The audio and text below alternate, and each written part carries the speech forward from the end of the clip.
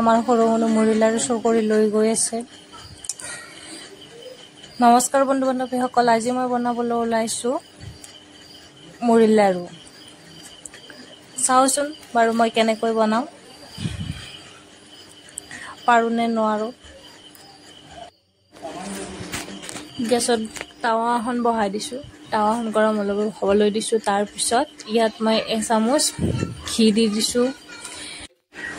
আগতে মই গুড়খিনি জুলীয়া কৰি পগাই থৈ দিছিলোঁ, সেই গুড়খিনি মই ইয়াতে দি দিম। গুড়খিনি মই চেকি ল'ম, কাৰণ ইয়াতে বহুত গেদা টাইপৰ থাকে।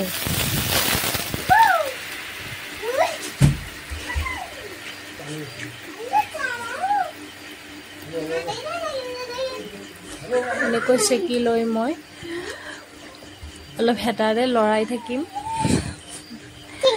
গেছটো ল' ফ্লেমত ৰাখিব, নহ'লে এইখিনি বহুত গোটা হৈ যাব।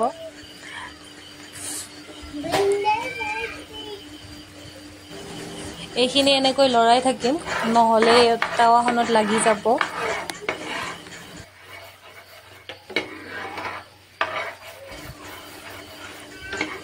অলপ সময় পগাই থাকিব লাগিব।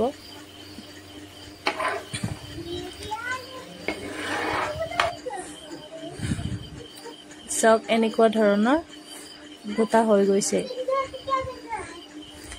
এতিয়া ইয়াতে মই মুড়ি দি দিম।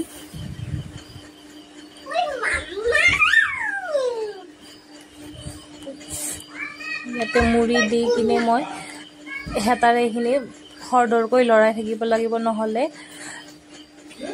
লাগি যাব।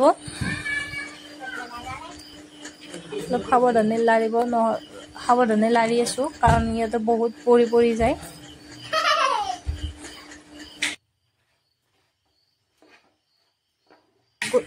গোটেই মিক্স কৰি ল'ম।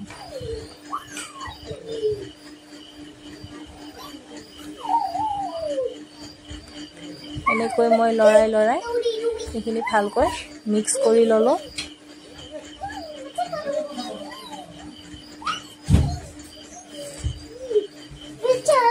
অলপ গুড় কম হৈছিল, সেইকাৰণে আৰু অলপ মই ঢালি দিলোঁ ইয়াতে।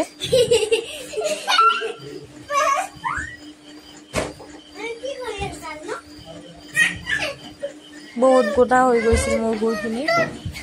চাওকচোন, এতিয়া মোৰ এইখিনি প্ৰায় হৈয়ে গ'ল। গেছটো বন্ধ কৰি মই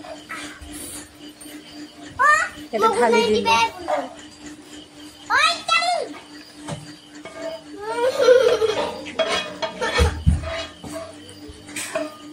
আৰু এইখিনি গৰমে গৰমে লাৰু বনাব লাগিব, নহ'লে লাৰুৱে নহ'ব। মই লাৰু বনাই ল'লোঁ। আগতে আমি 10 টকাৰ মুড়ি লাৰু গাঁৱতে কিনি খাইছিলোঁ সৰু থাকোঁতে। বহুত গৰম হৈ থাকে, সেইকাৰণে মই পানী লৈছোঁ কাষত।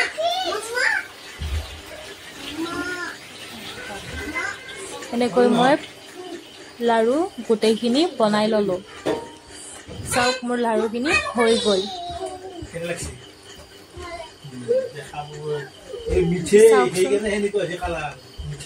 কি মচমচীয়া হৈছে মোৰ লাৰুটো।